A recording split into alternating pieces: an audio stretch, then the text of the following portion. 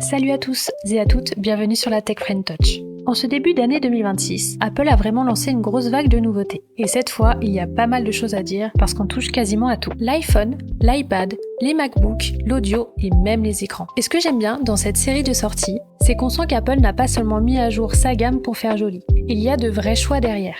Avec des produits qui cherchent à être plus cohérents, d'autres qui montent encore plus en gamme, et certains qui franchement sont plutôt bien pensés. Aujourd'hui, on va donc revenir ensemble sur les sorties Apple de ce début 2026, tranquillement et dans l'ordre. On va commencer avec l'iPhone 17e, ensuite l'iPad Air M4, puis le MacBook Neo, le MacBook Air M5, les AirPods Max 2, les MacBook M5 Pro et M5 Max. Et enfin, les nouveaux écrans Studio Display et Studio Display XDR. Il y a des produits ici qui sont très clairement faits pour plaire au plus grand nombre, d'autres qui sont là pour renforcer le côté premium d'Apple, et d'autres encore qui montrent qu'Apple a compris qu'il fallait aussi mieux travailler l'entrée dans son écosystème. Et honnêtement, il y a plusieurs nouveautés dans cette vague qui donnent vraiment une bonne impression. On commence avec l'iPhone 17e. L'iPhone 17e, pour moi, c'est typiquement le genre de produit qui peut faire beaucoup de bien à la gamme. Pourquoi ? Parce qu'il garde une base moderne, sérieuse, agréable à utiliser, tout en restant plus accessible que le modèle au-dessus. Et surtout, il y a un détail qu'on a vraiment envie de saluer tout de suite. Apple le propose directement en 256 Go en stockage de base. Et ça franchement c'est une excellente nouvelle, parce qu'en 2026, avoir trop peu de stockage sur un smartphone, ça devient vite pénible. Entre les photos, les vidéos, les applications, les mises à jour, les fichiers qu'on garde hors ligne et le reste, on peut très vite se retrouver à l'étroit.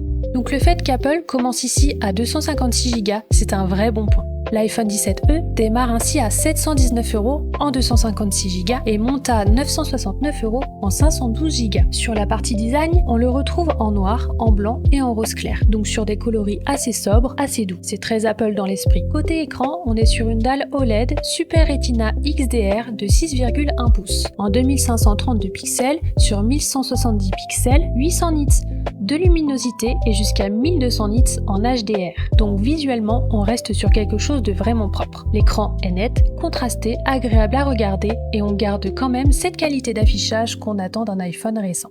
Là où Apple fait la différence avec l'iPhone 17 classique, c'est surtout sur les éléments plus premium. Ici, il n'y a pas de Dynamic Island, donc pas cette zone interactive en haut de l'écran qui affiche certaines activités en cours. Il n'y a pas non plus d'écran toujours allumé, donc pas cette fonction qui laisse apparaître l'heure ou des infos sans réveiller complètement le téléphone. Et on n'a pas non plus le ProMotion 120 Hz, donc pas cette fluidité renforcée qu'on ressent immédiatement quand on passe sur un modèle plus haut de gamme. Mais malgré ça, le produit reste franchement cohérent. L'iPhone 17e embarque une puce A19 avec 8 Go de RAM, donc on reste sur une base moderne, solide, capable d'assurer une bonne réactivité et une vraie longévité. Et ça c'est important parce que ça donne tout de suite le sentiment qu'on n'est pas sur un iPhone au rabais, mais sur un iPhone plus simple, plus discret et plus raisonnable. Côté photo, iPhone intègre un seul capteur principal de 48 mégapixels à l'arrière. Et à l'avant, on a une caméra de 12 mégapixels. Pour la charge, Apple annonce jusqu'à 50%, soit en environ 30 minutes, avec un adaptateur de 20 watts ou plus. On a aussi un MagSafe jusqu'à 15 watts, et ça c'est bien. On a enfin un MagSafe sur les versions E. Pour les recharges et accessoires, c'est ce qu'il manquait cruellement à l'iPhone 16e. Et côté autonomie, Apple parle jusqu'à 26 heures de lecture vidéo et 21 heures en streaming vidéo, ce qui reste très bon.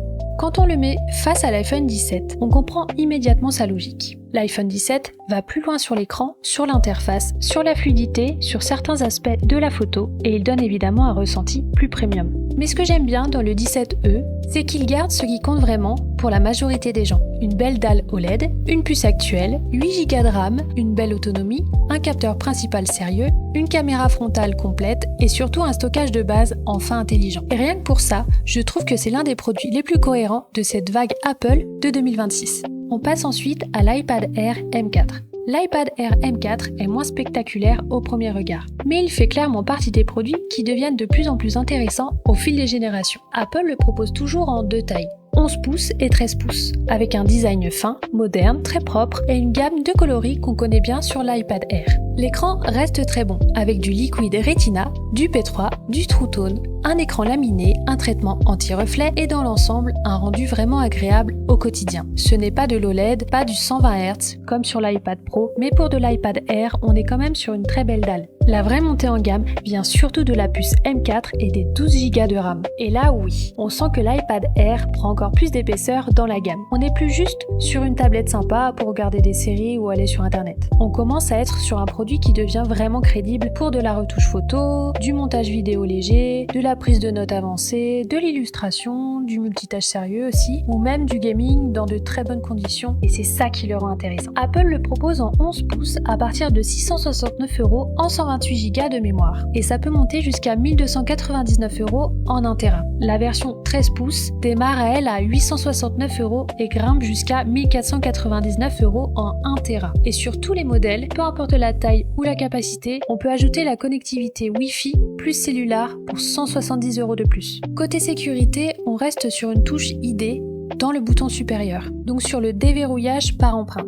L'autonomie annoncée va jusqu'à 10 heures en Wi-Fi ou 9 heures sur les versions cellulaires. Et comme souvent chez Apple, l'écosystème joue aussi énormément. On peut ajouter l'Apple Pencil Pro à 149 €, l'Apple Pencil USB-C à 89 € et le Magic Keyboard pour iPad Air à 349 €. Rien n'est inclus évidemment, mais tout est là pour transformer l'iPad Air en outil beaucoup plus polyvalent. Ce que j'aime bien dans cet iPad Air M4, c'est qu'il donne une impression de produit mature. Apple n'essaie pas de le vendre comme un faux iPad Pro, mais l'ensemble est assez solide pour qu'on se dise qu'il peut déjà convenir à énormément de profils. Étudiants, créatifs légers, personnes qui bossent beaucoup en mobilité, des personnes qui veulent une très bonne tablette pour tout faire sans monter tout de suite sur la gamme Pro. Honnêtement, il est bien placé.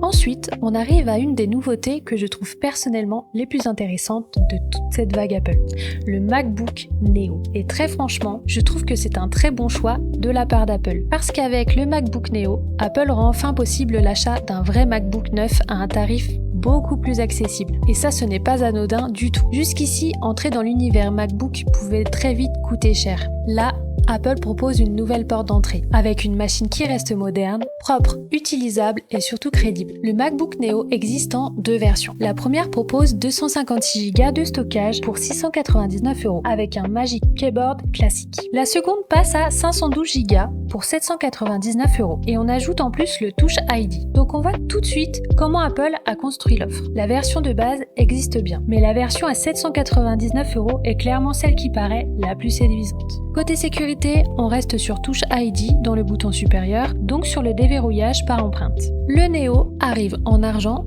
en blush, en citrus et en indigo. Donc avec une palette plutôt fraîche, plus légère, un peu plus fun aussi que sur les MacBook Pro. Et je trouve que ça colle bien à l'esprit du produit. L'écran est un 13 pouces Liquid Retina avec une définition de 2408 pixels sur 1506 pixels, 219 pixels par pouce, 500 nits de luminosité et 1 milliard de couleurs. Donc oui, l'écran est un peu moins riche que celui du MacBook Air sur la couleur, mais dans l'ensemble, il reste très propre. Sous le capot, Apple met 8 Go de RAM, une caméra FaceTime HD en 1080p et surtout une puce A18 Pro. Et c'est vraiment ça qui rend le Neo intéressant. Parce qu'Apple utilise ici une puce issue de l'univers iPhone pour construire un MacBook d'entrée de gamme. Et stratégiquement, c'est très malin. Évidemment, il y a des sacrifices. Ce n'est pas une machine faite pour les gros montages, la création lourde, la 3D ou les usages très exigeants. Mais ce n'est pas du tout ce qu'on lui demande. Ce qu'on lui demande, c'est d'être un vrai MacBook accessible. Une machine neuve, moderne, sous Mac OS, pour faire de la bureautique, du web, du streaming, des cours, de la prise de notes, du travail quotidien, de la rédaction, de l'organisation et d'une manière générale, tous les usages de base que recherche énormément de monde. Sa batterie est de 36,5 watts avec jusqu'à 16 heures de streaming vidéo et 11 heures de navigation web. Là encore, ce n'est pas un produit qui cherche à en mettre plein la vue. Il cherche surtout à être intelligent. Et pour moi, c'est exactement ce qui le rend réussi. Oui, Apple a dû faire des compromis dessus. Mais malgré ça, le Neo permet à des étudiants, à des personnes qui veulent entrer dans l'écosystème Apple ou à des gens qui veulent simplement un vrai MacBook neuf sans commencer directement à des tarifs beaucoup plus élevés. Et donc d'avoir enfin une machine qui a du sens. C'est probablement l'une des nouveautés les plus intelligentes de cette vague. Juste après lui, on arrive au MacBook Air M5, qui reste le vrai ultra portable premium grand public de la gamme d'Apple. Le MacBook Air M5 conserve deux tailles, 13,6 pouces et 15,3 pouces. On garde une très belle dalle Liquid Retina, 500 nits, 1 milliard de couleurs, le P3, le True Tone et globalement un écran qui reste vraiment très agréable. On est clairement au-dessus du Neo sur la qualité perçue, sur la finesse globale et sur la richesse de l'affichage. Il est proposé en Sky Blue, en silver, en starlight et en midnight. Donc avec des coloris qui restent élégants tout en apportant un peu plus de personnalité, notamment avec ce bleu ciel qui distingue bien la gamme. Sous le capot, Apple met la puce M5 avec 16 Go de RAM de base, puis des options à 24 et 32 Go de RAM. Côté stockage, on commence directement à 512 Go de mémoire avec jusqu'à 4 Tera. Et là encore, le fait que le MacBook Air commence à 512 Go, c'est un excellent point. Ça le rend tout de suite beaucoup plus cohérent et plus durable dans l'usage. Le 13 pouces démarre à 1299 € et le 15 pouces à 1499 €. On garde touche ID, une caméra Center Stage 12 mégapixels avec Desk View et une autonomie qui monte jusqu'à 18 heures de streaming vidéo et 15 heures de navigation web. 13 pouces embarque une batterie de 53,8 Wh avec une charge rapide à partir de 70 watts. Le 15 pouces monte à 66,5 Wh et lui aussi une charge rapide à partir de 70 watts. Ce que j'aime bien avec ce Air M5, c'est qu'Apple ne cherche pas à réinventer quelque chose qui fonctionne déjà très bien. Le MacBook Air reste une machine fine, silencieuse, propre, élégante, confortable, avec une très bonne autonomie et une vraie impression de produit abouti. Là où le Neo joue l'accès au monde Mac, le Air M5 joue le confort et l'équilibre premium. Et honnêtement, avec 16 Go de RAM et 512 Go de mémoire de base, il est tout de suite sérieux. On passe ensuite aux AirPods Max 2. Là, il faut être clair. On n'est pas sur une révolution visuelle. Apple garde l'ADN du premier modèle avec le même esprit premium, le même format de casque haut de gamme et le même côté immédiatement reconnaissable. Les nouveaux coloris sont Midnight, Starlight, Blue, Purple et Orange. Donc Apple renouvelle bien la palette, mais sans changer profondément le look du produit. Le vrai changement est surtout à l'intérieur. Les AirPods Max passent à la puce H2, avec une réduction active du bruit jusqu'à 1,5 fois plus performante. L'adaptive audio, la détection des conversations, l'isolation de la voix, le live translation et l'audio lossless via USB-C. On garde jusqu'à 20 heures d'autonomie avec cette fois une recharge en USB-C. Le prix affiché est de 579 €. Donc clairement, Apple n'a pas choisi de refaire complètement le casque. Apple a préféré garder ce qui marchait déjà en termes de design et de confort, puis renforcer tout le reste. Le traitement audio, la réduction de bruit, les fonctions intelligentes, l'intégration à l'écosystème. Ce n'est peut-être pas la mise à jour la plus spectaculaire visuellement, mais elle paraît très logique et franchement solide. Ensuite, on arrive au MacBook Pro, M5 Pro et M5 Max. Et là, on bascule dans la partie la plus premium, la plus puissante et aussi la plus impressionnante en matière de tarifs. Toute la gamme MacBook Pro existe en argent ou en noir sidéral. Et déjà visuellement, on sent qu'on est sur la ligne très haut de gamme d'Apple. On retrouve deux formats, 14,2 pouces et 16,2 pouces, avec des écrans Liquid Retina XDR. Donc là, on est très clairement un cran au-dessus du MacBook Air. On a plus de contraste, un HDR bien plus poussé, une dalle plus impressionnante visuellement et un positionnement beaucoup plus orienté création, photo, vidéo et usage professionnel exigeant. Sur toute la gamme, on peut choisir entre un écran standard inclus et un écran nano texturé à 189 € de plus pour mieux gérer les reflets. Tous les modèles intègrent touche ID, une caméra Center Stage 12 mégapixels, un système audio à 6 haut-parleurs et un point qu'il faut quand même relever. Apple ne fournit aucun adaptateur secteur dans la boîte. Sur toute la gamme, il faut l'ajouter en option, avec ici un adaptateur USB-C 96 watts à 85 €. En 14 pouces, la première configuration M5 Pro propose 15 cœurs CPU et 16 cœurs GPU à partir de 2499 € avec 24 Go ou 48 Go de RAM et 1 Tera de SSD jusqu'à 4 Tera. Juste au-dessus, toujours en 14 pouces, la version M5 Pro en 18 cœurs CPU et 20 cœurs GPU à partir de 2699 € avec 24 Go de RAM et 1 Tera de SSD. Là, on peut monter jusqu'à 64 Go et on peut faire grimper le stockage jusqu'à 4 Teraoctets. En 14 pouces M5 Max, la première version en 18 cœurs CPU et 32 cœurs GPU démarre à 4199 € avec 36 Go de RAM et 2 Teraoctets de SSD. On passe directement à un segment professionnel avec la gamme des M5 Max. Et au-dessus, la version en 18 cœurs CPU et 40 cœurs GPU grimpe à 4824 € avec 48 Go de RAM et 2 Teraoctets de SSD et jusqu'à 128 Go de RAM et 8 Tera. En 16 pouces, le M5 Pro n'existe qu'en une seule configuration de puce, avec 18 cœurs CPU et 20 cœurs GPU à 2000 999 € avec 24 Go de RAM jusqu'à 64 et 1 Teraoctet de SSD jusqu'à 4 Tera. Le 16 pouces M5 Max en 18 cœurs CPU et 32 cœurs GPU démarre lui à 4 499 € avec 36 Go de RAM et 2 Tera à 8 Tera de SSD. Et enfin, la plus grosse version des MacBook Pro avec ses 18 cœurs CPU et 40 cœurs GPU commence à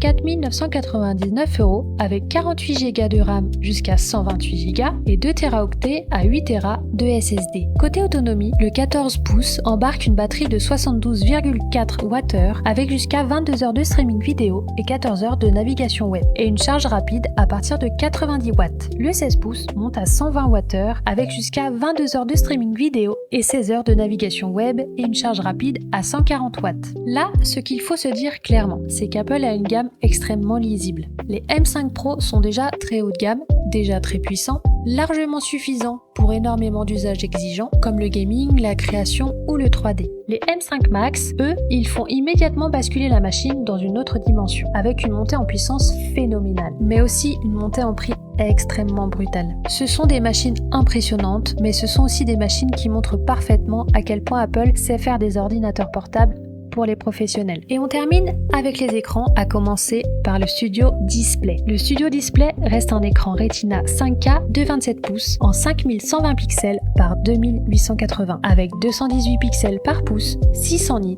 du P3, du True Tone et dans l'ensemble une base déjà très premium pour travailler dans de très bonnes conditions. Il est proposé à 1699 € en verre standard ou à 1999 € en verre nano texturé. Ce qui reste intéressant ici, c'est qu'Apple ne vend pas juste une dalle. On a aussi une caméra Center Stage 12 mégapixels avec Desk View, des micros de qualité studio, des haut-parleurs de qualité studio et des Thunderbolt 5. Donc on est vraiment sur un écran pensé comme un produit complet. Au-dessus, on retrouve le tout nouveau Studio Display XDR, le NEC Plus Ultra chez Apple. Lui aussi est en 27 pouces 5K. Mais là, Apple change complètement de niveau des techniques avec le mini LED. 2000 nits en HDR, 120 Hz, la synchronisation adaptive, une large gamme P3 et Adobe RGB. Il démarre à 3499 € en verre standard et à 3799 € en verre nano texturé, avec un support inclinaison et hauteur réglable. Ce qui rend vraiment ce XDR intéressant, c'est justement cette combinaison entre le 5K et le mini LED, qu'un 4K classique, ce qui change vraiment la finesse du texte, mais aussi l'espace de travail et le confort dans les logiciels. Et le mini LED apporte lui une meilleure maîtrise du rétroéclairage qu'un LCD classique,